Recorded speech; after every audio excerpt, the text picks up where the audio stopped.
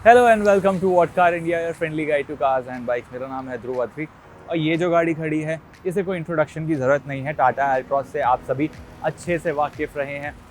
Tata Motors के लिए एक ब्लॉकबस्टर प्रोडक्ट रहा है और काफ़ी केपेबल प्रोडक्ट है, लेकिन कुछ कमियां थी जिन्हें टाटा मोटर्स धीरे धीरे साल भर साल अपडेट कर रहे थे। हमें इसका पेट्रोल इंजन अंडर पावर्ड लगता था, तो वो लास्ट ईयर लेके आए थे इसका टर्बोचार्ज पेट्रोल इंजन, और हमें एक ऑटोमेटिक की कमी खल रही थी। तो इस बार लेके आ गए हैं टाटा एल्ट्रॉस DCA। इसमें लगा है डुअल क्लच ट्रांसमिशन। ये चलाने में कैसा है, कितना कंफर्टेबल और कितना परफॉर्मेंस ओरिएंटेड है, ये सब तो हम ड्राइव करके ही बताएंगे। तो चलिए सीधा इसकी ड्राइविंग सीट पर चलते हैं, पर उससे पहले आपको इसके लुक्स का एक थोड़ा सा जायजा दे देता हूँ कि क्या डिफरेंसेस हैं अगर आप मैनुअल गाड़ी खरीदें या फिर DCA खरीदें। नए गियरबॉक्स के अलावा टाटा ने एक नया ओपेरा ब्लू शेड भी एल्ट्रॉस की कलर लिस्ट में ऐड किया है, जो आपकी स्क्रीन पर है। और DCA वेरिएंट के बूट लिड पर मिलता है आपको ये छोटा सा DCA बैज। लेकिन ओवरऑल एल्ट्रॉस अभी भी एक गुड लुकिंग हैचबैक लगती है। अब चलिए इसकी ड्राइविंग एक्सपीरियंस करते हैं।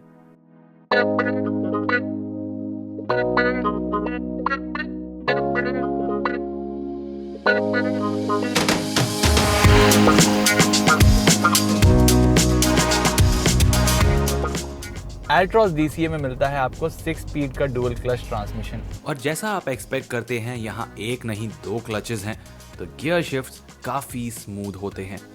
कंपनी का कहना है इसमें शिफ्ट बाय वायर टेक्नोलॉजी भी है, तो गियर चेंजेस ऑलमोस्ट इम्परसेप्टेबल होते हैं। जब आप ट्रैफिक में लेड बैक तरीके से ड्राइव कर रहे होते हैं तो आपको पता भी नहीं चलता कि गियर्स कब चेंज हुए हैं। 40-45 की स्पीड पर तो ये आराम से चौथा गियर एंगेज कर देता है, जिससे आपकी ड्राइव काफ़ी कामिंग और आरामदायक होती है। हाईवेज पर भी जब आप 100 kph की स्पीड्स पर क्रूज करना चाहोगे तो वो काम भी ये गाड़ी बड़े आराम से करती है। इनफैक्ट काफ़ी स्टेबल भी फील होती है। और तो और ये RPM काउंटर में जो नीडल है वो भी 2200 RPM के आसपास रहती है, तो इंजन भी बहुत ज़्यादा स्ट्रेस नहीं लगता है। प्रॉब्लम तब आती है जब आप इसके साथ ओवरटेक्स करने की कोशिश करते हो, भले ही वो शहर में हो या फिर हाईवेज पर हो। हमारे परफॉर्मेंस टेस्ट में इस गाड़ी ने 0 to 100 kph की रफ्तार पकड़ने में 17 सेकंड्स लिए, जो आजकल की गाड़ियों के हिसाब से काफ़ी स्लो है। और पुश करने पर ये 1.2 लीटर का 3 सिलेंडर पेट्रोल इंजन काफ़ी नॉइजी और आउट ऑफ ब्रेथ भी लगने लगता है। तो ये इंजन इस स्मूथ गियरबॉक्स का अच्छे से साथ नहीं निभा पाता है। तो जितना स्मूथ ये गियरबॉक्स है, उतना रिफाइंड ये इंजन नहीं है। एल्ट्रॉस DCT की फ्यूल इफिशियंसी 18.18 kPl है, जो मैनुअल के 19.05 kPl से थोड़ी सी कम है। शहर में अगर आप वो टाइट गैप्स क्लोज करना चाहोगे तो वो करना काफ़ी मुश्किल होगा, क्योंकि परफॉर्मेंस बहुत ज़्यादा फीकी पता पड़ती है वहाँ पर। अगर आप थोड़ा भी पुश करते हैं तो इंजन काफ़ी स्ट्रगल करता हुआ सुनाई देता है, नॉइजी भी हो जाता है, तो कैबिन नॉइज़ भी बढ़ जाती है। और अगर आप हाईवेज पर ओवरटेक करना चाहो तो उसमें काफ़ी प्लानिंग लगेगी।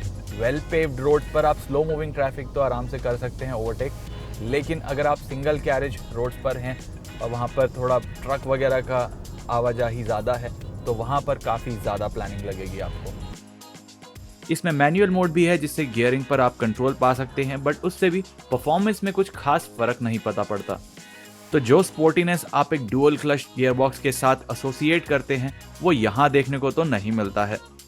तो ये इंजन और गियरबॉक्स कॉम्बिनेशन उनके लिए बढ़िया है जिन्हें मेजरली गाड़ी शहर में यूज करनी होती है और कभी कभार ही वो हाईवेज पर जाते हैं।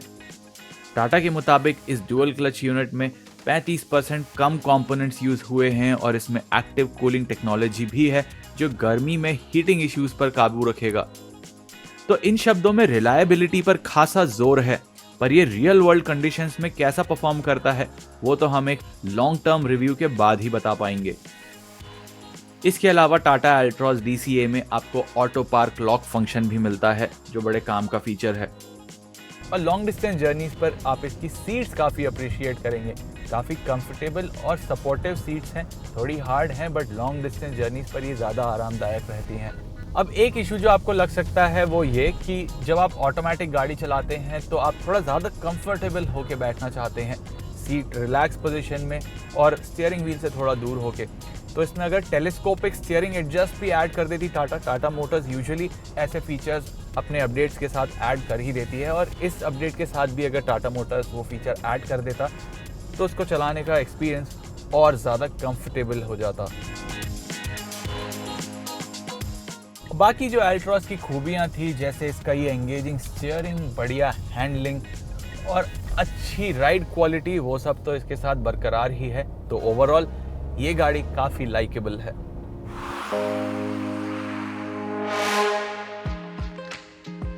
एल्ट्रॉस DCA में एक्स्ट्रा कोई फीचर्स ऐड नहीं हुए हैं, तो इसके हाइलाइट्स अभी भी पहले जैसे ही हैं, जैसे वो 7 इंच का टच स्क्रीन, वो digital instrument cluster, automatic climate control और वगैरह वगैरह। इसकी पूरी लिस्ट आपकी स्क्रीन पर है।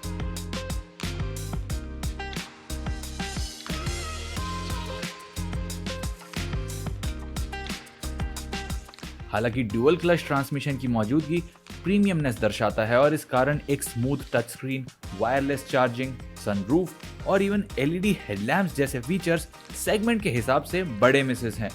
एल्ट्रॉस DCA की स्टार्टिंग प्राइस 8,10,000 से शुरू होती है। मैनुअल ट्रांसमिशन के ऊपर चार्ज किया जा रहा 1,07,000 का प्रीमियम भी जायज लगता है।